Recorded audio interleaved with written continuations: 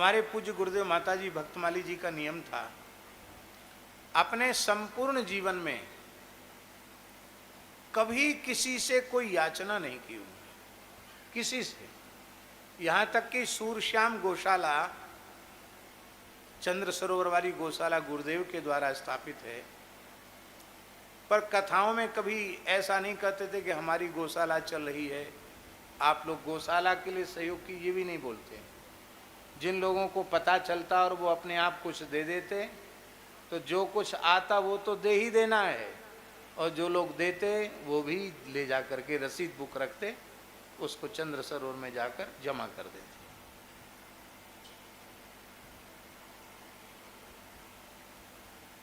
अत्यंत आवश्यकता होने पर भी किसी वस्तु को उन्होंने मांगा नहीं कभी किसी से। नहीं हो तो कोई बात। ऐसे अवसर आए माता जी जीवन में कि कहीं जाना है, अब बिना टिकट चलते नहीं, और पैसा है नहीं, मांगना है नहीं, पैदल चल पड़े। कहाँ है गोवर्धन, कहाँ है जगन्नाथपुरी, पैदल चले गए जगन्नाथपुरी तक। याचना कहीं किसी से नहीं की। एक कमंडल था महाराज जी के पास पीतल का, एक चोर ले गया, और वो चोर भी ले गया वृंदावन में, महाराज जग रहे थे तब ले गया। महाराज जी रात्रि को जग रहे थे, वो हमारे मोहल्ले के एक चोर आया, वो बाल्टी लेके भगा, कितनी बड़ी थी, 3.5-4 लीटर पानी आता था।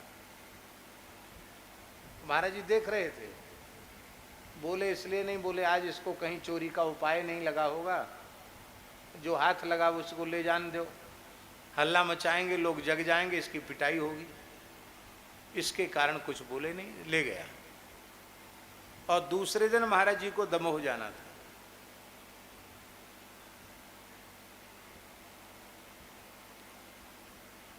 हमने कहा महाराज जी आपका जल पात्र नहीं मिल रहा है, तो बोले जिसको जरूरत थी वो ले गया। कौन ले गया? बोले रात को, नाम भी बताया कि अमुक व्यक्ति ले गया रात को।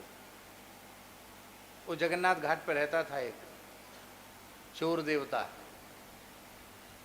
उसका नाम लिया, बोले वो ले गया।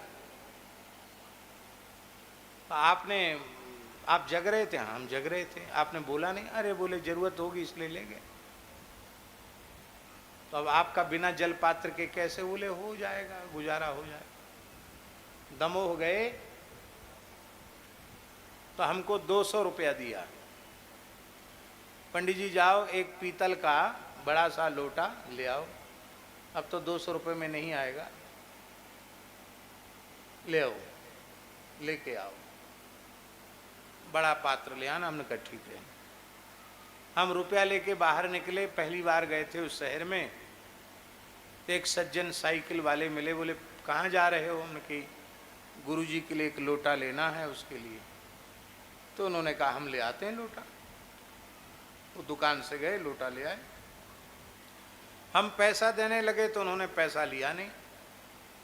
अरे बोले संत सेवा में लग जाएगा, इसमें पैसे की क्या बात है, गुरुजी की सेवा में लग जाएगा। तो हमने तो अच्छा ही समझा। वो लोटा हमने महाराज के पास रख दिया, और 200 रुपया उन्होंने दिए थे वो भी रख दिए। महाराज बोले वाह पंडित जी बड़ा अच्छा भगत मिल गया, पैसा भी नहीं लिया, बर्तन भी दे दिया, अच्छा दुकानदार मिल गया। हमने कहा नहीं महाराज जी, सारी बात महाराज जी को बताई। सुनकर महाराज जी गंभीर हो गए और बोले पंडित जी तुमने हमारे जीवन भर का नियम आज नष्ट कर दिया। हमने जब से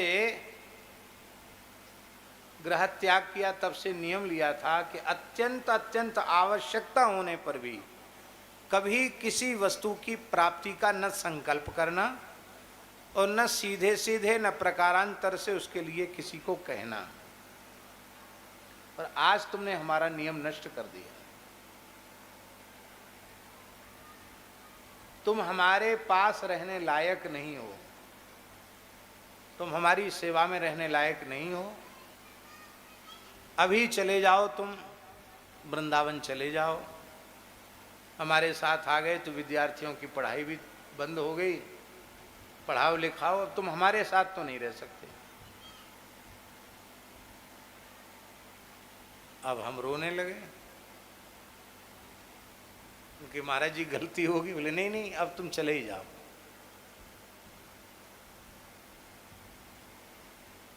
हमने कहा महाराज जी प्रायश्चित बता दीजिए, गलती तो होगी। बोले प्रायश्चित ये है कि जिसने पैसा दिया उसको जिसने लोटा दिया उसको खोजो, उसको वापस करो, तुम खुद लेके आओ मिले तो। अपने आप कोई दे जाता तो कोई बात नहीं, पर किसी को अपनी आवश्यकता बताकर लेना ये ठीक नहीं है।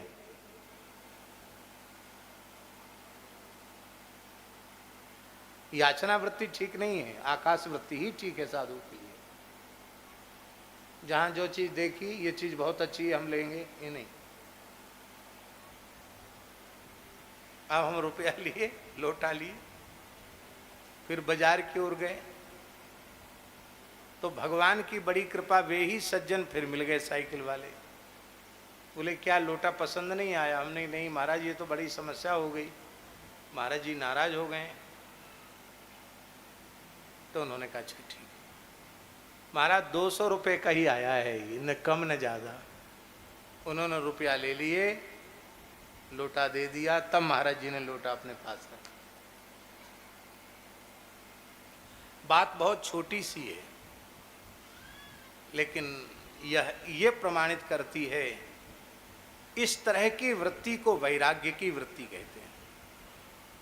अपने संपूर्ण जीवन में न 1 रुपए का संग्रह किया, न 1 इंच भूमि कहीं खरीदी,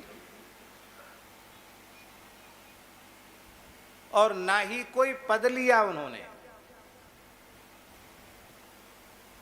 हनुमानगढ़ी का गद्दी नसीन का पद 2-2, 3-3 बार उनके पास आया, उन्होंने प्रेम पूर्वक अस्वीकार कर दिया। उनके गुरुजी चाहते थे कि उनको गोवर्धन लक्ष्मण मंदिर में महंत बनाया जाए। महाराज जी ने बड़ी विनम्रता से कहा कि हम काम सब करेंगे, पर पद किसी को भी आप दे दीजिए। जो उनसे कुछ द्वेष रखते थे बड़े गुरु भाई राम रतन दास जी नागा जी, उनको महंत बनाया। जो महाराज जी को फूटी आंख नहीं देखना चाहते थे, बोले ये महंत रहेंगे, हम इनके चरण सेवक बनकर पूरा काम संभालेंगे, महंत हमको नहीं बनना।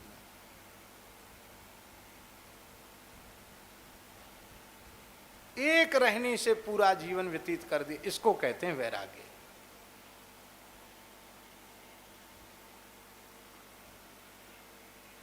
वैराग्य की वृत्ति में अंतिम श्वास तक अंतर नहीं आया, एक जैसी रहने। माता जी ने तो देखा है वो कैसे रहते थे, कैसा स्वरूप था उनका। यही बात ज्ञान, यही बात वैराग्य, यही बात भक्ति, तीनों अंतिम क्षण तक निरंतर वर्धमान रहे। बोलो भक्तवत्सल भगवान की।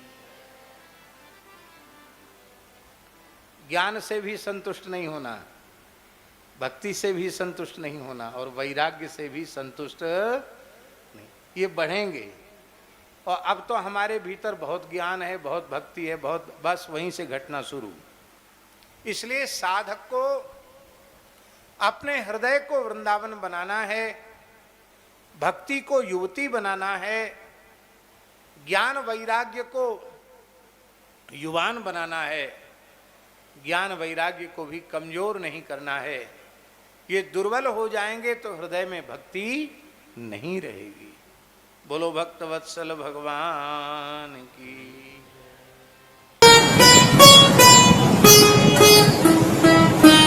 श्री सीताराम प्रतिदिन सत्संग एवं दर्शन के लिए श्री महाराज जी के ऑफिशियल चैनल को जरूर सब्सक्राइब करें।